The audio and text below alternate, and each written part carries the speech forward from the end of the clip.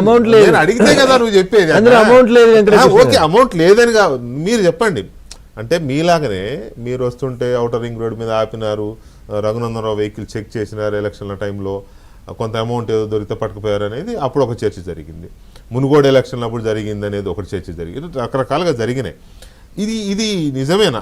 మీ ఫోన్లు ట్యాప్ చేయడం ద్వారానే మిమ్మల్ని అందరినీ ట్రాక్ చేసినారా? మరి లేకపోతే ఎట్లయితే? అదే మిమ్మల్ని లేకపోతే ఎట్లయితే వెంకటకృష్ణ గారు? వేరే ఆప్షన్ ఏముంటుంది మీరు చెప్పండి.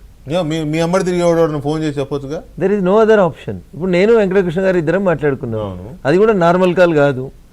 మాట్లాడితే వాట్సాప్ కాల్ మాట్లాడో, ఫేస్ టైం కాల్ మాట్లాడి ఉంటాం అనుకుందాం. ఒక నిమిషానికి నేను ఏడ పట్టువల్లే నా బండిలో ఏడ డబ్బులు దొరకలేదు, నేను ఏడ తప్పు చేయలేదు. తనిఖీలు మాత్రం చేశారు అంతే. నా వెహికల్స్ 20 సార్లు చేసిరు, 40 సార్లు చేసిరు, రోజు చేసిరు, పొద్దున సాయంత్రం. వాళ్ళకేం దొరకలేదు. అక్కడ మీ ఇంట్లో అక్కడ ఉన్న క్యాంప్ ఆఫీస్ కూడా చేశారు కదా? మొత్తం చేసిరు. వాళ్ళకి ఎక్కడెక్కడ పాసిబిలిటీ ఉంటే అక్కడక్కడ చేసిరు, రోడ్ల మీద కూడా చేసిరు.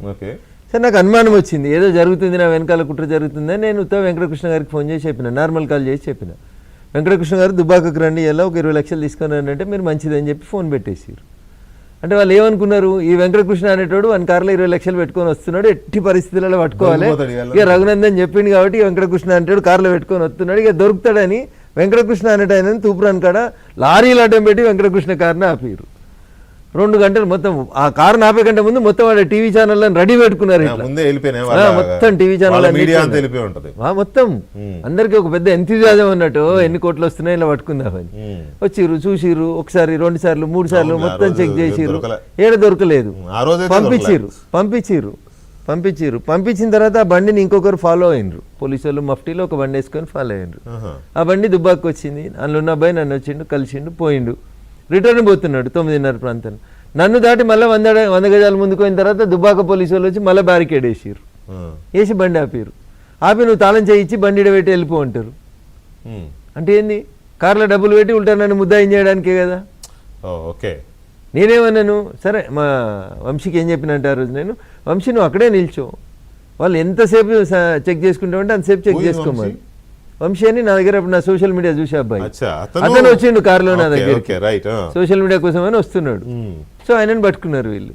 ఆ కారులో డబ్బులు ఉన్నాయనేది మీరు ఇమీడియట్ గా స్మెల్ చేశారా? వీళ్ళు అక్కడ నైట్ ఆపారు అని అంటే డబ్బులు పెట్టి తర్వాత దొరికి చెప్పడం కోసం ఆపినారు కాబట్టి నువ్వు వెళ్ళొద్దు, నువ్వు బండి దగ్గర. ఉదయం మరి మీడియా సమక్షంలో తనిఖీ చేసినప్పుడు దొరకలేదు కదా.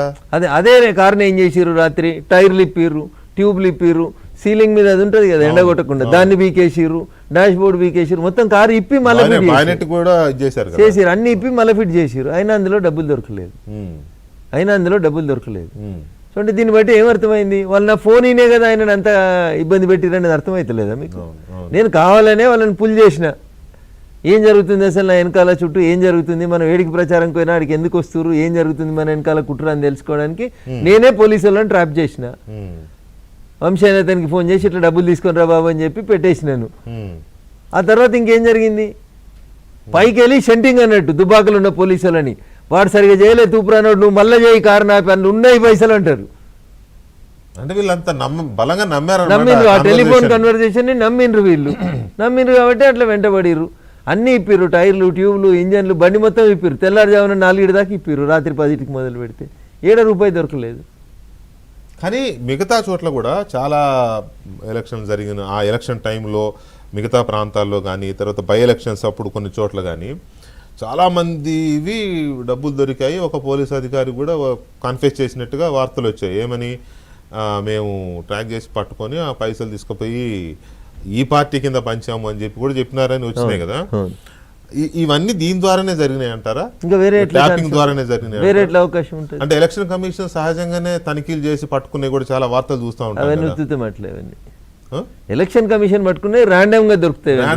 కరెక్ట్. ఒక పార్టీలో ఎట్లా దొరుకుతాయి, ఒక వ్యక్తి ఎందుకు దొరుకుతాయి, ఒక వ్యక్తి ఎందుకు టార్గెట్ అవుతున్నాడు పిన్ పాయింటెడ్ గా?